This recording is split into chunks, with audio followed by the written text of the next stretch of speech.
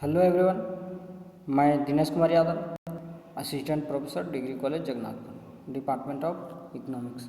आज का ये वीडियो क्लास सेमेस्टर 6 के अभ्यर्थियों के लिए है, जिसमें बहुत ही महत्वपूर्ण टॉपिक कार्ल मेंजर के जीवन परिचय के बारे में पढ़ेंगे और इसके अर्थशास्त्र में, अर्थव्यवस्था में क्या योगदान रहा है, इन सब चीज़ों को जानने का प्रयास करेंगे जो हिस्ट्री ऑफ इकोनॉमिक थॉट में पढ़ना है।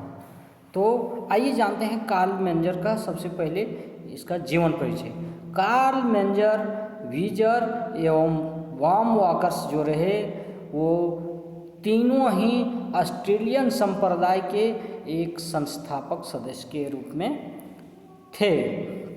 ये सभी वियना विश्वविद्यालय में एक के बाद एक प्राध्यापक रहे, जिन्होंने सीमांत उपयोगिता थ्योरी मतलब मार्जिनल यूटिलिटी थ्योरी का विकास किया।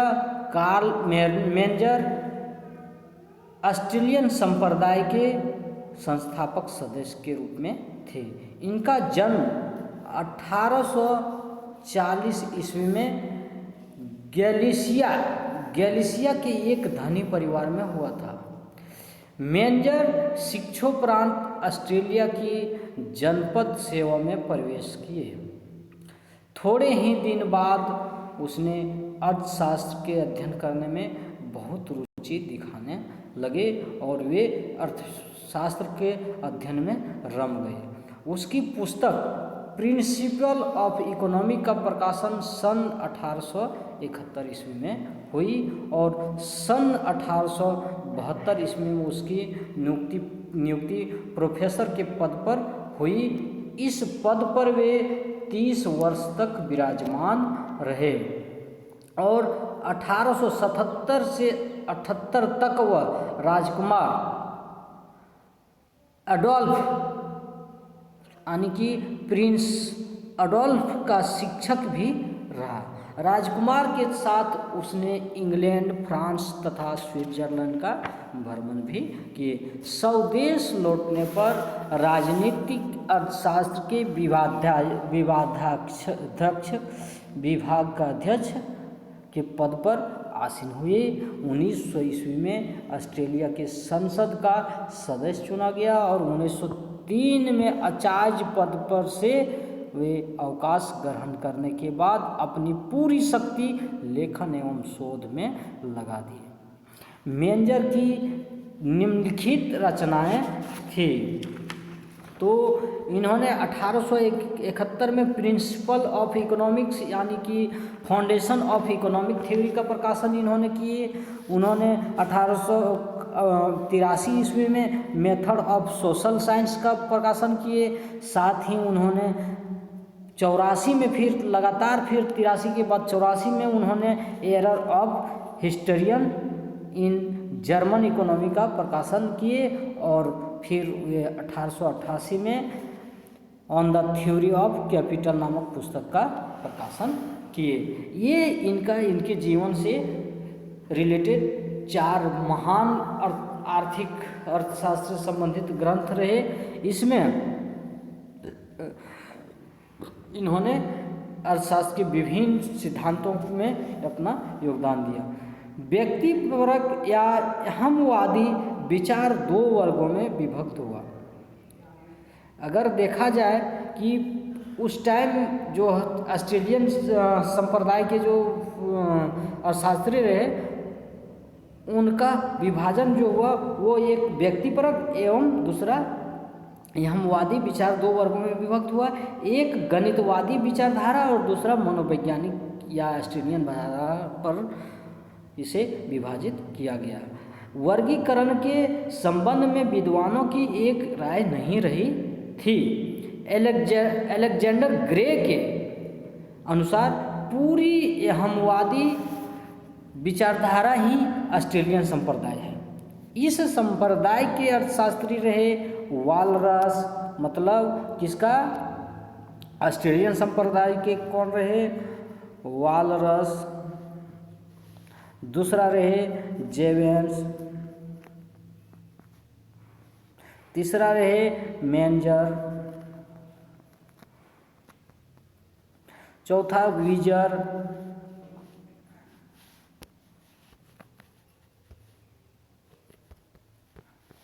और पांचवा बॉम्ब वॉकर्स।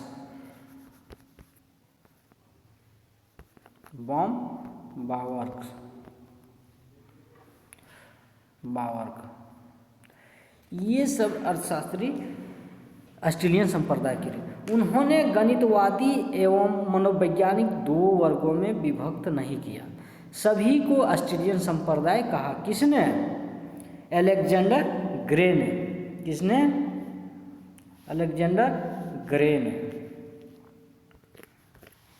अलेक्जेंडर ग्रे ने इसे एक ही साथ रखे, सभी को ऑस्ट्रेलियन संप्रदाय कहा। इस सम्मिलित वर्ग को जीट एंड रिस्ट ने सुखवादी कहा। जीट एवं रिस्ट ने इसे सुखवादी कहा। हेने का कथन है कि मनोवैज्ञानिक नाम अधिक उपयुक्त नहीं है, क्योंकि इससे ऐसा बोध होता है कि जैसे मनोवैज्ञानिक के किसी विशेष सिद्धांत के आधार पर अर्थशास्त्र की व्याख्या हो रही हो। तो इस प्रकार से इनको बताया गया। तो यहनवादी संप्रदाय के इस वर्ग ने जहाँ व्यक्ति की अनुभूति को महत्व दिया और उपयोगिता को विश्लेषण का आधार बनाया, वहीं गणित का प्रयोग कम अथवा केवल सिद्धांत को समझने के लिए किया। तो अब आइए जानते हैं कार्ल मेंजर का अर्थशास्त्र में क्या योगदान रहा। तो इन्होंने विस्तृत विश्लेषण, आर्थिक नियमों का सार्वभौमिकता पर बल दिए, यूनिवर्सलिटी ऑफ इकोनॉमिक लॉ में इन्होंने जोर दिया। सर्वप्रथम प्रतिष्ठित अर्थशास्त्रियों ने आर्थिक नियमों को सार्वभौमिकता की बात को स्पष्ट किया। इतिहासवादियों एवं समाजवादियों ने इसकी आलोचना जम के की। मेंजर ने कारण एवं कार्य मतलब काउज एंड इफेक्ट के संबंध में फिर से अस्वस्थ एवं सार्वभौमिकता बताया। ऐसी कि इसी तरह अर्थशास्त्र के नियम की सार्वभौमिक है, परिवर्तनशील नहीं है, प्राकृतिक विज्ञान के नियमों की तरह सत्य एवं ठोस होते हैं। फिर भी स्मिथ की तुलना में मेंजर का अंशवाद बहुत ही संकीर्ण था। इसके अतिरिक्त भी शुम्पीटर ने इन्हें वैज्ञानिक विचारक माना है। उसी के शब्दों में एडम स्मिथ ने अपने समय की व्यावहारिक आवश्यकताओं को प्रस्तुत किया और उसका नाम युग की आर्थिक नीति में अपृथकनीय रूप से संबंधित है। मेंजर का कार्य सिद्धांत वैज्ञानिक है और एक वैज्ञानिक देन के रूप में वह विश्लेषणात्मक भी है। तो ये ध्यान रखिएगा कि मेंजर का मुख्य थॉट सार्वभौमिकता के रूप में क्या था कि कारण एवं कार्य की धारणा इन्होंने सार्वभौमिकता के रूप में दी थी। इसका दूसरा योगदान था निगमन प्रणाली का महत्व। दूसरा योगदान क्या था? निगमन प्रणाली का महत्व। इसके अंतर्गत उन्होंने इतिहासवादियों की आगमन प्रणाली का विरोध किया। इस तरह उसे प्रतिष्ठित संप्रदाय का समर्थक कहा जा सकता है। निगमन एवं आगमन प्रणाली के महत्व को लेकर नव ऐतिहासिक संप्रदाय के नेता जैसे समोलर रहे, दूसरा मेंजर रहे, इन दोनों के बीच एक गहरा वाद विवाद लगभग 20 वर्षों तक चलता रहा। समोलर एक लेख के रूप में मेंजर ने क्रोध समोलर के एक लेख के उत्तर में, ये समोलर का जो था इसके एक लेख का उत्तर में मेंजर ने क्रोध में आकर एक पैम्फलेट निकाला जिसका शीर्षक था error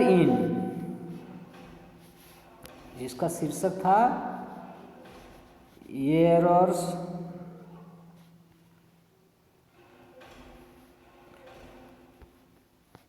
in the German political school.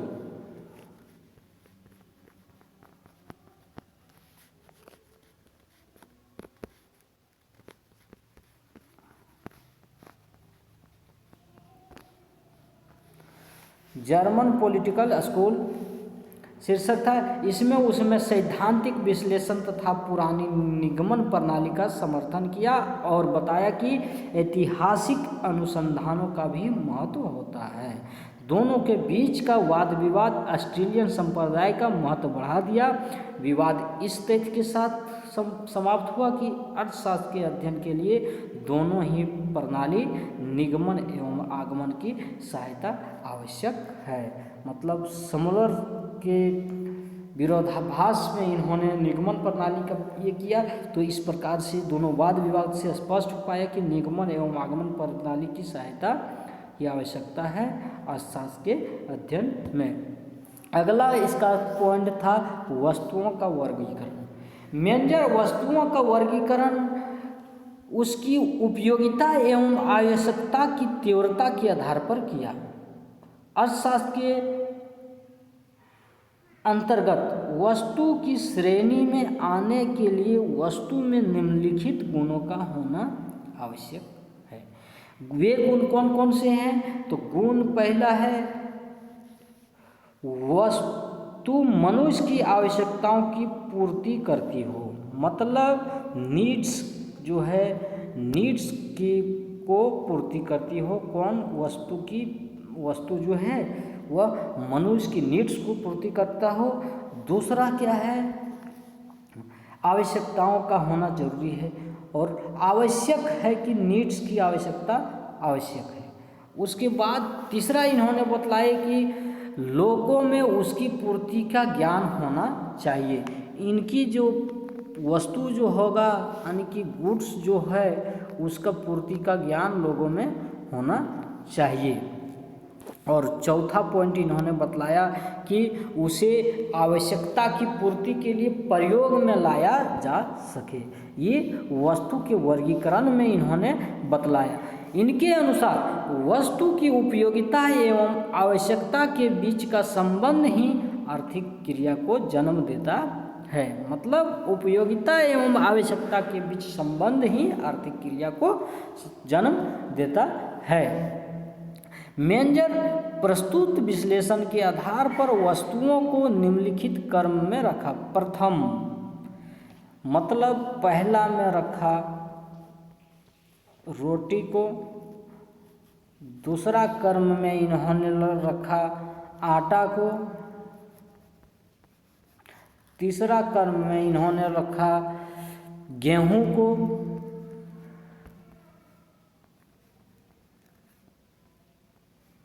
और चौथा क्रम में इन्होंने रखा सीड्स को, गेहूं के बीज को, यानी कि गेहूं के बीज को।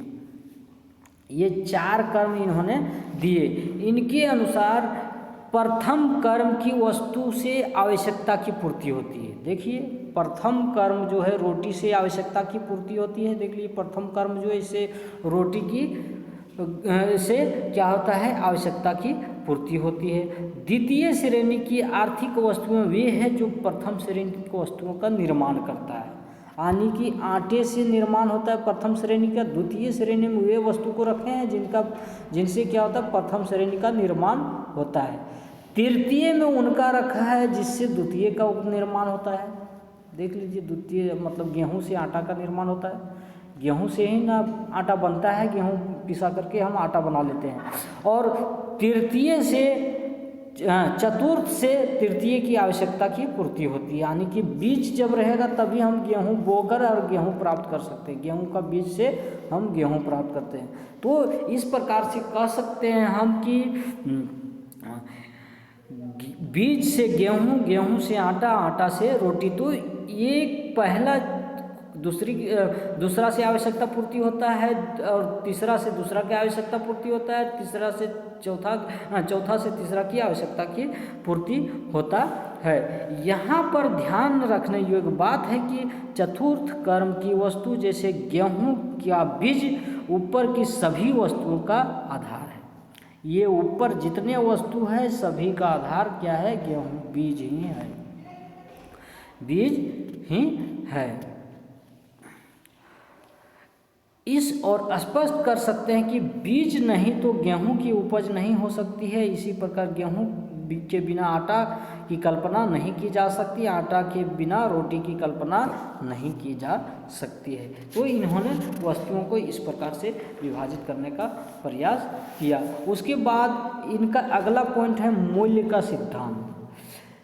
मेंजर ने प्रतिष्ठित अर्थशास्त्रियों के मूल्य सिद्धांत थ्योरी ऑफ प्राइस को अस्वीकार कर दिया और जो प्रतिष्ठित संप्रदाय के अर्थशास्त्री थे उनके द्वारा दिया गया थ्योरी ऑफ प्राइस को अस्वीकार कर दिया। प्रतिष्ठित संप्रदाय के लोगों ने मूल्य निर्धारण में उत्पादन लागत मतलब क्या है कि उन्होंने कॉस्ट ऑफ प्रोडक्शन का जो है को महत्वपूर्ण माना था, लेकिन मेंजर मूल्य निर्धारण में उपयोगिता को माना। इन्होंने क्या किया? यूटिलिटी, इन्होंने यूटिलिटी को माना, लेकिन प्रतिष्ठित अर्थशास्त्री क्या माने थे? कॉस्ट ऑफ प्रोडक्शन को माने थे। उसको अस्वीकार करके इन्होंने यूटिलिटी को माना, महत्व दिया। दूसरे शब्दों में हम कह सकते हैं उपयोगिता मूल्य का निर्धारक तत्व है। मूल्य का निर्धारक तत्व उपयोगिता है इसके मेंजर के अनुसार। मेंजर का मूल्य सिद्धांत पूर्ण रूपेण व्यक्तिपरक है। इसके अनुसार वस्तु के मूल्य इसलिए होता है कि उस वस्तु में उपयोगिता होती है। यदि वस्तु व्यक्ति की आवश्यकता की पूर्ति नहीं करती है या व्यक्ति के लिए वस्तु की उपयोगिता नहीं रह जाती है तो उस वस्तु का मूल्य भी नहीं रह जाता है। तो इस प्रकार से इन्होंने मूल्य के सिद्धांत में भी योगदान दिया। उसके बाद इन्होंने क्या किया? उपयोगिता के विश्लेषण में भी इन्होंने अपना योगदान दिया। उपयोगिता के संबंध में मेंजर के आर्थिक विचार का मूल आधार उपयोगिता की परिभाषा इन्होंने स्पष्ट करने का प्रयास किया। उपयोगिता वस्तु का वह गुण है, उपयोगिता वस्तु का वह गुण है जिससे मानवीय आवश्यकताओं की पूर्ति होती है, ये कहकर इन्होंने संबोधित किया। Utility is the capital of a commodity of service to satisfy human wants, मतलब मानवीय आवश्यकताओं का जो है पूर्ति कौन करता है? उपयोगिता वस्तु का वह गुण है जिसमें मानवीय आवश्यकता को पूर्ति करता है। इन्होंने वस्तु की उपयोगिता तथा आवश्यकता का संबंध ही आर्थिक क्रिया को जन्म देता है की बात कही। उपयोगिता के लिए इन्होंने मनुष्य की आवश्यकता होनी चाहिए बतलाया कि मनुष्य की आवश्यकता होना चाहिए, वस्तु में वह गुण होना चाहिए जिससे आवश्यकता की पूर्ति हो, मनुष्य आवश्यकता और उपयोगिता के बीच के संबंध को समझ सके, और चौथा इन्होंने कहे कि इस बात की व्यवस्था हो कि वस्तु का उपभोग आवश्यकता की पूर्ति के लिए ही किया जाए, ये इन्होंने उपयोगिता में कहे। उसके बाद इन्होंने मूल्य की निर्भरता का सिद्धांत इन्होंने दे, थ्योरी ऑफ इम्पुटेशन।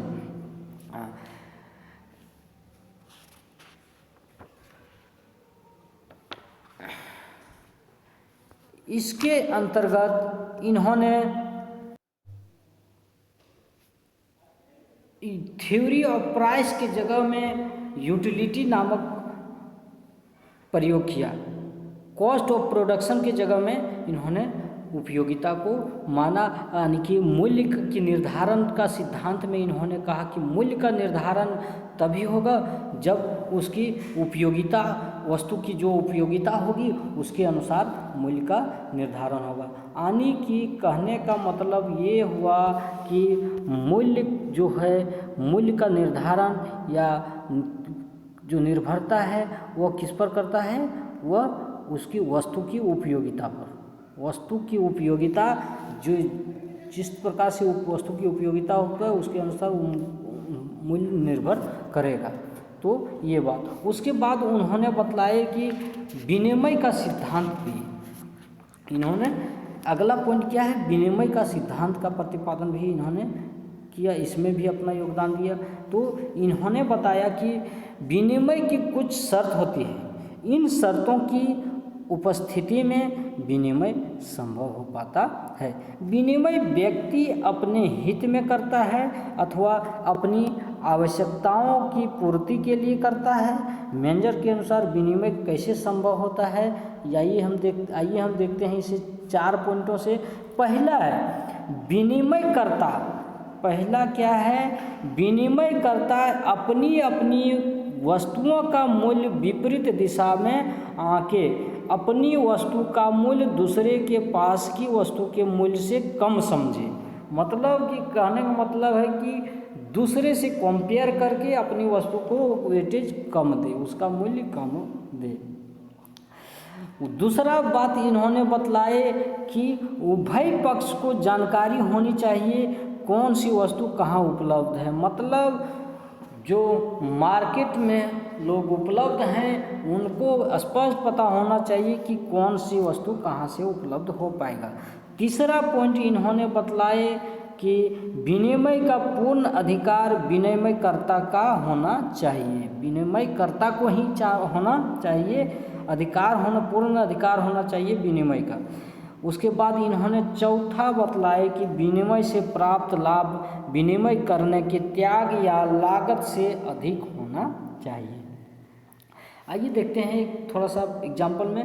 विनिमय में भी व्यक्ति का दृष्टिकोण प्रधान होता है। यदि क की राय में गेहूं की 100 मात्राएं शराब की, मान लीजिए एक व्यक्ति है, उसकी राय में गेहूं की मात्राएं 100 है और शराब की मात्राएं 40 है, कि ये दोनों आपस में एक दूसरे के बराबर है। ख का राय है कि 80 गेहूं के बराबर 40 शराब की मात्रा के बराबर है। तो शराब की दर 80 मात्रा और 100 मात्रा गेहूं के बीच में ही कही जाएगी। मतलब शराब की मात्रा जो 40 है वो 100 या 80 के बीच में ही कही जाएगी। इस बात को इन्होंने बतलाया विनिमय के माध्यम से। उसके बाद अगला है वितरण का सिद्धांत। वितरण का सिद्धांत में वितरण अर्थशास्त्र का वह विभाग है जिसमें हम अध्ययन करते हैं कि राष्ट्रीय आय का वितरण अध्ययन के विभिन्न साधनों के बीच किस सिद्धांत के आधार पर किया जाता है। अर्थशास्त्र में इस तथ्य की व्याख्या की गई है कि वस्तु के उत्पादन में उत्पादन के सभी साधन सहयोग प्रदान करते हैं और सभी साधनों को उनकी सेवा के बदले पुरस्कार मिलता है। यहाँ पर यह भी अध्ययन किया जाता है कि उत्पादन के साधनों को पुरस्कार किस सिद्धांत के आधार पर दिया जाता है। तो ये रहा इनका प्रमुख योगदान। इन सब चीज़ों पर इन्होंने योगदान दिए। इन्होंने मुद्रा का भी सिद्धांत पर भी योगदान दिए थे। तो इसे आत्मवाद भी कहा जाता था। तो आत्मवाद में भी इन्होंने कुछ कारक दिए थे जो आप अगले क्लास में देखेंगे, जानेंगे। अगले क्लास में हम उसको डिफाइन करने का प्रयास करेंगे। तो आज का वीडियो बहुत लंबा हो रहा है। थैंक यू, धन्यवाद। आपका दिन शुभ हो।